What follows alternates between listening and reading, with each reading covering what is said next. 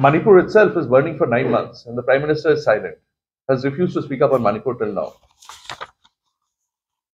When I look at political injustice, I am talking about institutional subversion. All independent institutions that are critical to maintain a robust democracy are compromised.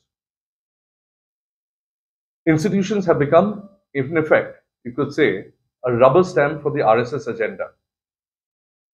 Let us take a look at the states which have elected a government, but where the government has turned because MLAs have been bought and purchased.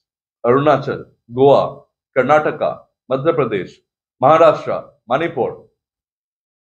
Money, power and muscle has changed the wish of the electorate in all these states in the last 10 years.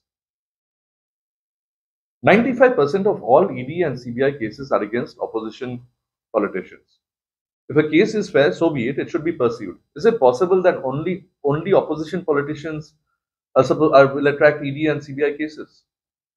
How come that the moment somebody enters the BJP, he becomes part of a washing machine, where everything on him becomes white? Better politics for people, a better society for people, communal harmony, about economic justice, about employment, about jobs. And we know that in a few months, the people of India are working towards this, are talking about this. And we are sure that in a few months, this will be answered at the ballot box. This will be answered at the EVM. And the people of India will answer the Modi government for all this injustice. Thank you very much